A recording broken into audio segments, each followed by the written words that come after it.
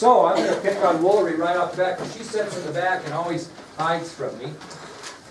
And I wanted you to give me one reason why most colonists were cautious about a war with the mother country. Most were reluctant to make a final break from Great Britain. They were, just like some kids are hard to make a final break to go to college. You know, they've been around their parents, they love their parents a bunch, they have some security with their parents, kind of tough break. Tougher for the parents usually, but that's a good point. Okay, how about another one, Milo? You always hide from me too. They hope the British government maintained a long order in colonies. And stability, yeah. They don't know what's going to happen when they get on their own. They're pretty safe. There's law and order for the most part. There's stability. They may tax us and we don't like that, but we're getting a chance to live somewhat in a free country. For the most part, Britain did let them govern themselves individually, did they not? Okay, so that's another good one. Okay. Madison, you're another one that hides from me on occasion. They had witnessed mob rule, especially with Christopher Savage's death. Yeah, they didn't like what they were seeing, the mob rule. They thought this is not the way to go about this, and they were just seeing some chaos that they didn't particularly like, and resulting in people's dying. And now you've also had some other battles at Lexington and Concord. You've had the Battle of Bunker Hill, and we've spilled blood. And they're looking at that going, gee, is this really what we want? That type of thing. Okay, how about another one, Soraya? They questioned what would happen if the colonists didn't win. Absolutely. What are the repercussions going to be if we lose? Are they going to hang all the people that were, leaders of the colonies as treason? I mean, there's lots of. So what's going to happen if we lose? You're taking a gamble here. And Hannah, what was the last one? If it separated Great Britain and every other country in the British Empire disappeared. That's right. You make a lot of enemies. Okay, very good. Okay, let's move on then. Now, on the other hand, I gave you reasons why colonists believe they shouldn't separate. Now I'm going to give you a couple of reasons why colonists thought we should. Okay, why should we? Or why do we believe in independence? Okay, here are the two arguments about that. Okay? And I mentioned one of them kind of in the other one. So does anybody want to take a shot at that? What might be one of the reasons we should declare independence? Because it was kind of one of the reasons maybe we shouldn't. If you look at those. The British government had Well, if you're on the other side of that, what might be one of those 5 reasons that would say, let's have our independence? What's that? Make a final break. Well, kind of, but what's already been done? But they were already ended. Why? Because what's been shed? Blood. Blood. One of the reasons is, well, the reason why we need to declare independence is we've already spilled blood in this conflict. I mean, what are you talking about? That's not a reason not to declare independence. That's a reason to declare independence.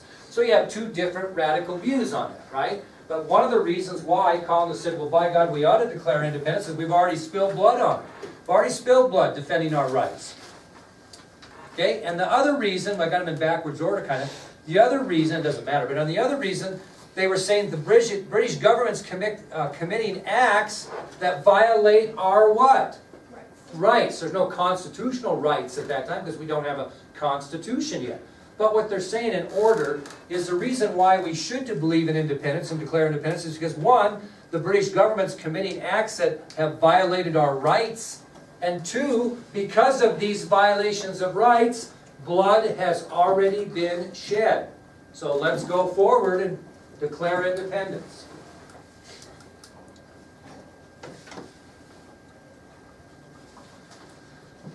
Now, if we move back in January of 1776, move back a little bit, I guess, a fellow by the name of Thomas Paine wrote a very famous pamphlet. In January of 1776, Thomas Paine authored a very famous pamphlet. What's a pamphlet? Is it a book?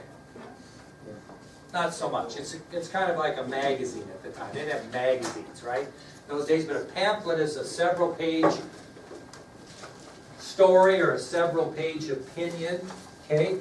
And in 1776, in January, he wrote a pamphlet entitled Common Sense. He wrote a pamphlet called Common Sense. I'll guarantee you this will be on the AP exam in some way, shape, or form. Okay? He wrote a pamphlet called Common Sense. And when he wrote that, it was like dropping a spark into a keg of gunpowder. it got that kind of reaction. When he wrote this, it was like dropping a spark into a keg of gunpowder.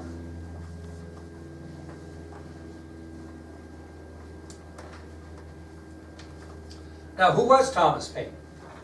He was a British political writer, okay, which might compare to what in today's world? A journalist, political journalist. Very limited. If you don't know Mary and I were talking the other day, she wants to go to college and become a political journalist. She wants to be the type of person standing out in front of the White House reporting on politics. That's what she'd like to be. I think it'd be a great, great job. But that's kind of what Thomas Paine was. He was a British political writer. We would call them a journalist today, or maybe a TV person, or whatever you see. Now, he came to America just 2 years before that in 1774. So it wasn't like he was there from the beginning, so to speak. He came in 1774, so he was there less than 2 years. Okay? But he was paying attention to what was going on during those 2 years. And he was a political writer, and he wrote this pamphlet called Common Sense. And like I said, when it hit the press, so to speak, or hit the streets, it was like a spark dropping on a keg of gunpowder. And this is what he stated. It's pretty long, but this is what he stated, some of the things he stated in his writing. Now, you can decide if you want to write this down or not, but I want to say it first. This is one of the things he said in his pamphlet. I offer nothing more than simple facts, plain arguments, and common sense. So maybe we should write that one down. So, to start out his writing in that particular pamphlet, he stated, quote, I offer nothing more than simple facts.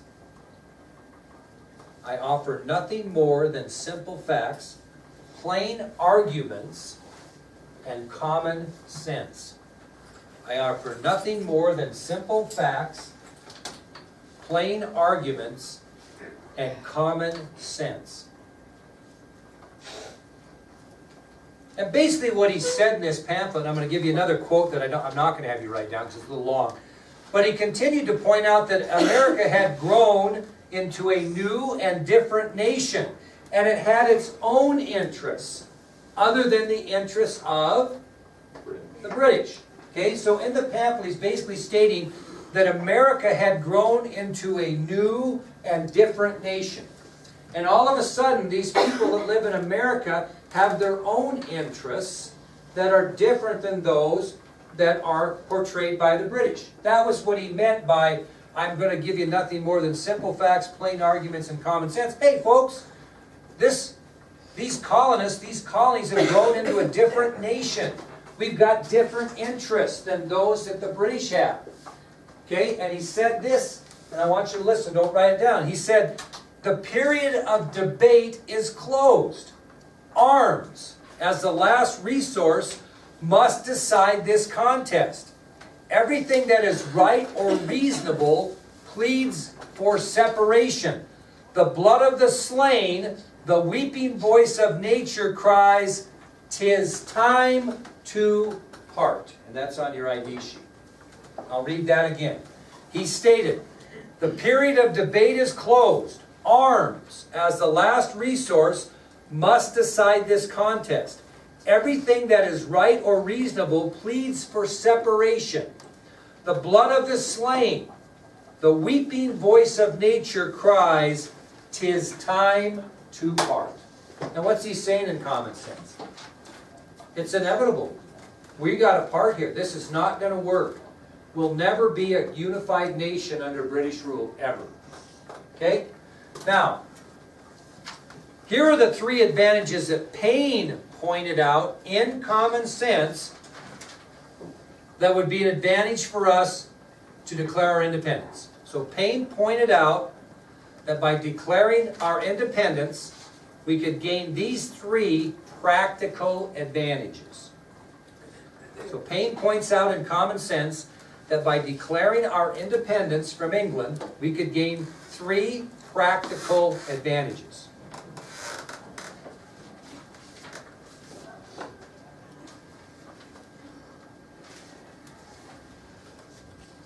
First of all, he said, now, first of all, I want to back up. Declaring your independence and winning your independence is two different things. You understand that?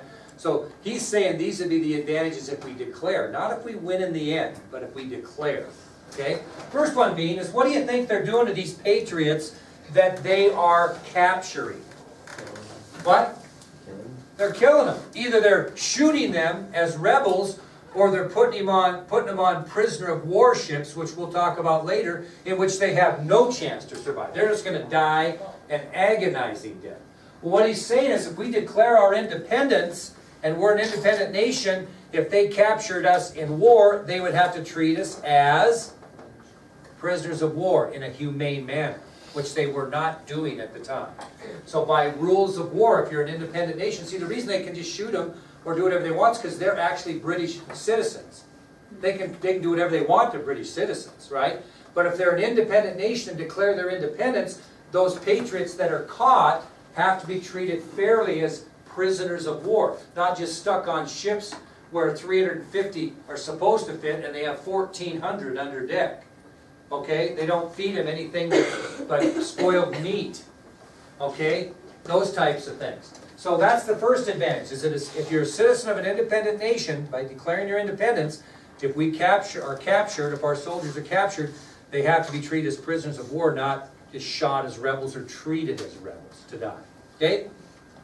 Second thing he said is, if we declare our independence, we can seize any property of any American that remained loyal to Great Britain. He said if we declare our independence from Great Britain, we're legally allowed to seize all of the property that belongs to those citizens in America that stay loyal to the king. That was another advantage, according to Paine, in this pamphlet, Common Sense, that the patriot governments could seize the property of all Americans who remain loyal to the British Crown. Okay? And this was his best point. And we'll talk about this, and we kind of did before. If we declare our independence, we will have a much better chance of winning foreign aid from especially Spain and France. And getting that aid from Spain and France would weaken Great Britain's war effort. Because why would Spain and France be more apt to support us independently than if we're part of the British Empire? They don't want all those enemies either. You see what I'm saying? So that was his third point, that the Patriots would have a better chance of winning foreign aid from France and Spain, who they would favor a war that would weaken Great Britain, wouldn't they? Because they hate Great Britain. They're enemies of Great Britain. So that was his third point, that the Patriots would have a better chance of winning foreign aid from France and Spain because they would favor a war that would weaken Great Britain. Now here's my question to you. How do you think that came over when the British and the Loyalists in the colonies read that down? That's what I mean by a spark in a powder keg. He was considered an absolute radical from those points of view. How was he viewed by the Patriots? Hero. Yeah, the guy's got his stuff together. But it's a very powerful piece of literature that you may or may not have to examine, or have you examined it in your other English class, Anybody talked about that yet? What's that? Yeah, but you might get into it again in senior English next year. You might have to write something on that. Okay, that'll take us to our last subtopic of this test material then, which is independence declared. We are going to declare our independence. Independence declared.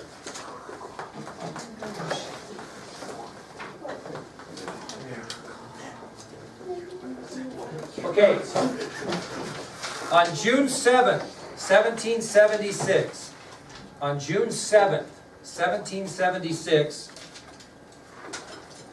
Richard Henry Lee of Virginia introduced a resolution at the Second Continental Congress. On June 7th, 1776, Richard Henry Lee of Virginia introduced a resolution at the Second Continental Congress. June 7th, 1776, Richard Henry Lee introduced a resolution in the Second Continental Congress. And this is the one sentence that resolution resonated. Okay, here's the one sentence that stood out in that resolution by Richard Henry Lee of Virginia. You should write this down. So on June 7, 1776, Richard Henry Lee of Virginia introduced a resolution at the Second Continental Congress declaring, quote, these united colonies, not called the United States, why? Because they're not free. These united colonies are, and of right ought to be, free and independent states. So on June 7, 1776, Richard Henry Lee of Virginia introduced a resolution at the Second Continental Congress declaring, quote, these united colonies are and of right ought to be free and independent states. These united colonies are and of right ought to be free and independent states. What's he saying? They're going to go from colonies to states. And when they declare that independence, what do they know they're going to be in for? A war. Okay. Now, 4 days later on June 11th, before they voted on this resolution by Richard Henry Lee, Congress appointed a committee of 5. On June 11th, 1776, before they voted on Lee's resolution, the Second Continental Congress established a committee of 5. What was the job of those committee of 5? What were they going to do? Before they voted on the resolution, they were going to write, very good Cody, they were going to write the Declaration of Independence. So, on June 11th, 1776, before they voted, before the Second Continental Congress voted on Lee's resolution that these united colonies are and of right ought to be free and independent states, the Congress appointed a committee of 5 to write a formal Declaration of Independence. And here are the 5 men that were appointed. Some we've talked about, some we haven't. Obviously, the ones we haven't talked about formally are on your ID sheet. One of the first members, Thomas Jefferson.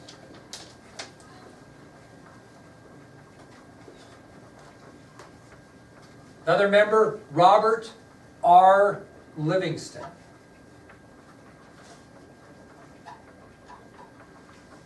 Thomas Jefferson, Robert R. Livingston. Third member, Roger Sherman. Thomas Jefferson, Robert R. Livingston, Roger Sherman. Gracie Macy, my dear, what's your guess of another member that we've already talked about? You will not be persecuted. What? John Adams. Very good. Feedback, Madeline Hunter, feedback. I don't have to give Gracie Macy a quiz on that. She knows. Well, who's the last one that we've already talked about? Authored the, what? Benjamin Franklin. Benjamin Franklin. Awesome. Benjamin Franklin. So the 5 men that were chosen to write the formal Declaration of Independence were Thomas Jefferson, Robert R. Livingston, Roger Sherman, John Adams, and Benjamin Franklin. Who actually wrote it? Thomas Jefferson. Do you have a question? How come we don't hear about Robert Livingston and Roger Sherman a lot? That's my job, to make sure. Yeah, you will hear about them later, because we're going to get into some detail. But it's a good question. Here, let's expound upon Mackenzie's great question. That's my goal in life, is that you know who these people are other than that. Okay, and we'll talk about Robert R. Livingston again.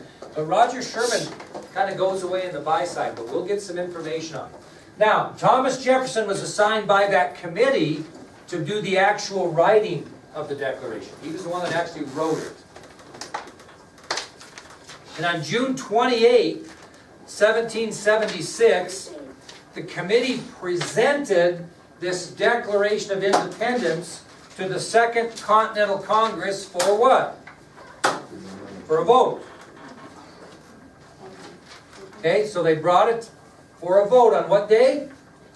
June 28th. June 28th. Now, think about this. So, do they just bring it up and give it to them and they vote? No. What has to happen? Well, they have to read it and they have to debate whether everything is okay. You know, are going to make any changes on it. So, from The 28th of June until July 2nd, they were in the process of debating the document to see if it was what they wanted.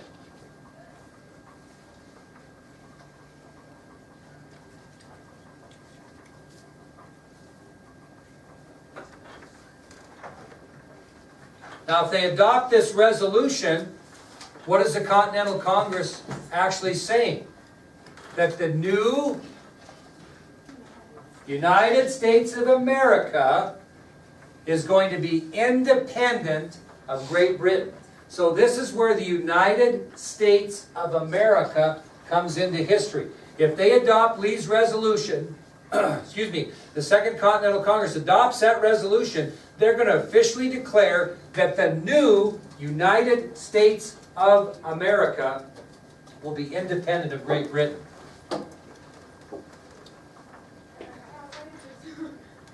Well, finally, after making some changes, a few changes in the original, yeah? Well, it was, the Americas was what it was called when Columbus came. It was just called the Americas, but yeah, yeah. So this is kind of, when exactly did America and Great Britain start to get along? We'll get to that. That's a good question. Let's see. But I'll tell you what, that's a good question. You're going to take my thunder, but I'll get to it. It's later in history, okay? So, finally, after a few changes, minor changes to the original, on July 4th, 1776, the Second Continental Congress officially adopts the Declaration of Independence. July 4th, 1776, the Second Continental Congress officially adopts the Declaration of Independence. Who was the president of the Continental Congress at the time? Anybody know? I'll be really